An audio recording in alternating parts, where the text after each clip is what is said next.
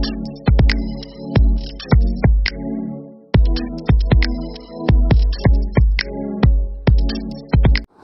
Sir GS concept में आप सभी मित्रों का स्वागत है। मैं अजय कुमार आप सभी लोगों का स्वागत करता हूं। आज हम देखेंगे जैन धर्म के बारे में। जैन धर्म किसी भी एग्ज़ाम के लिए, चाहे वो स्टेट पीसीएस हो, एसएससी हो, बैंकिंग में, सभी में ये इसका बहुत ही समान रूप से महत्वपूर्ण भूमिका अदा करता है। तो जैन धर्म और बौद्ध धर्म दो ऐसे सामाजिक सुधारक धर्म एक तरह से हुए। इससे पहले हम लोगों ने वैदिक साहित्य के बारे में, वैदिक काल के बारे में पढ़ा था। उसमें क्या था, बहुत सारे समाज में आडंबर हो गए थे।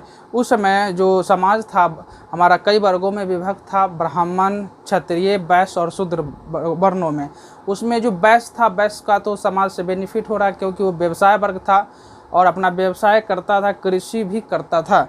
लेकिन उसमें एक चीज़ होता था क्या कि ब्राह्मणों के कर्मकांड से, जिसमें पशु बलि की प्रथा थी, जिसमें पशुओं की हत्या होती थी, पशु बलि दिया जाता था, जिसके कारण क्या होता था कि पशुओं की कमी हो गई और खेती में बाधक होने लगा, कृषि नहीं हो पाया।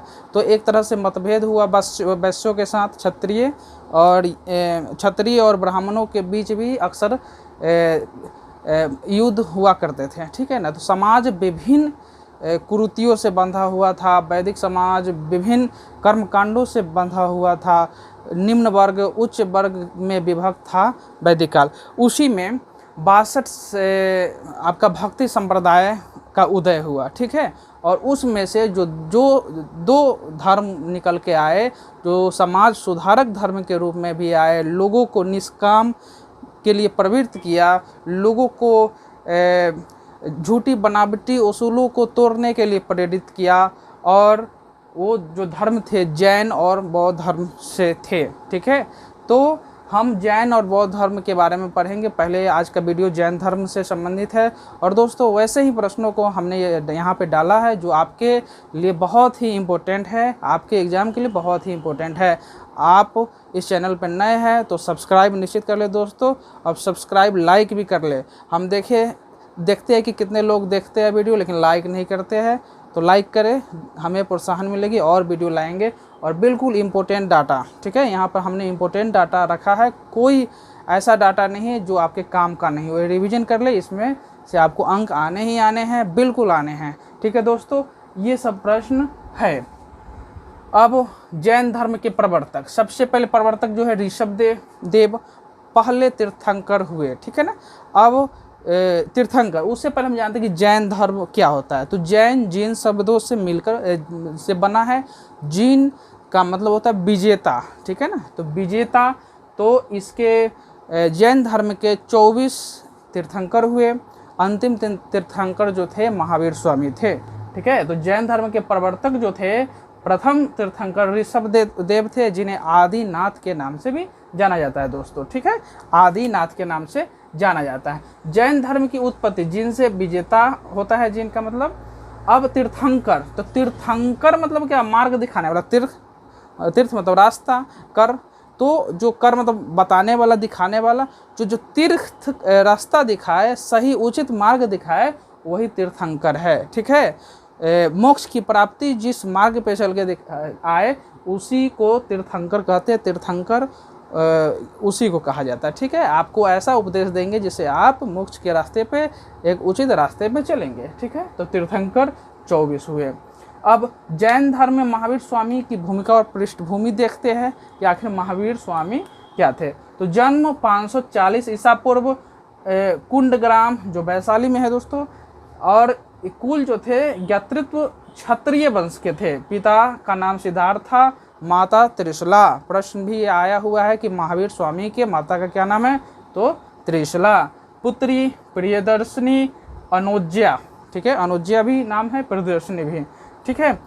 अब ये प्रियदर्शनी की जो शादी हो जाती है वो जमाली से। जमाली जो महावीर स्वामी के बहन का पुत्र है, ठीक है। तो एक तरह से वो भगिना भी है और वो दामाद भी है, ठीक है ना, जमाली।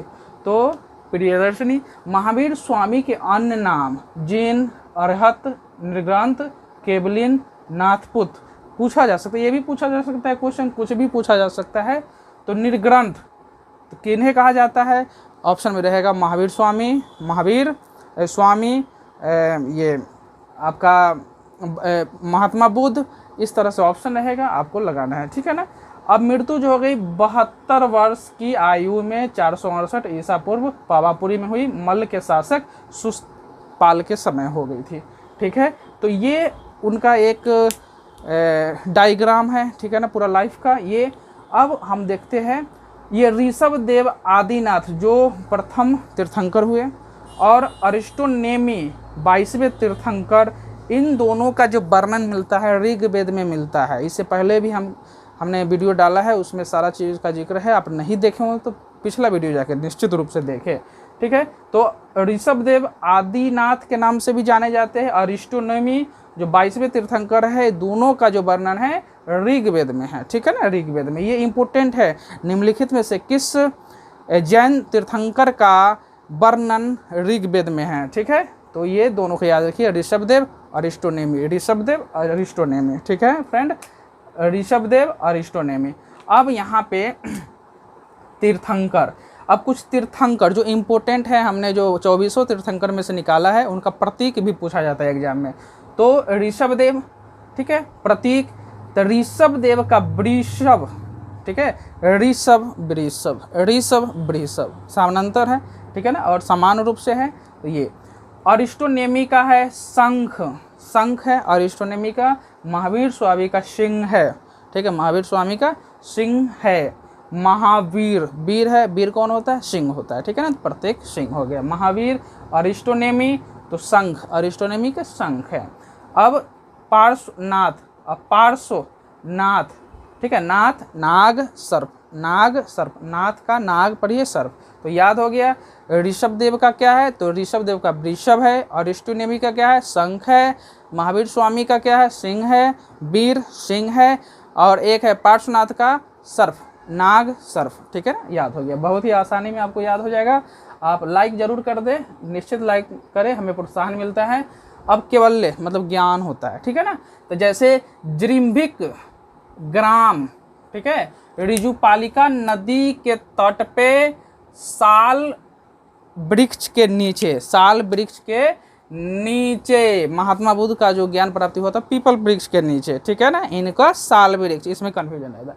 तो साल वृक्ष के नीचे महावीर स्वामी का पहला शिष्य जो है जमाली, इन्हीं का दामाद, इन्हीं का भगना जो था, इनकी बहन का ये बेटा था, इसका शादी अनुज प्रियदर्शिनी से हो जाता है, ठीक है। ये भी इम्पोर्टेंट है। जमाली प्रथम शिष्य कौन था?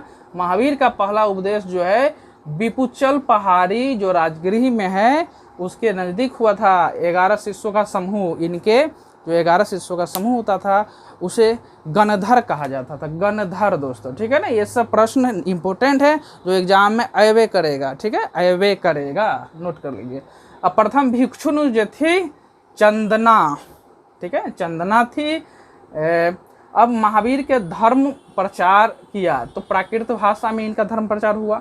महावीर के मृत्यु बाद जैन संख्याधिक जो है सुधर्मन बना। महावीर के प्रश्न आ सकता है, महावीर के जन्म के बाद जैन धर्म का अध्यक्ष कौन बना? सुधर्मन।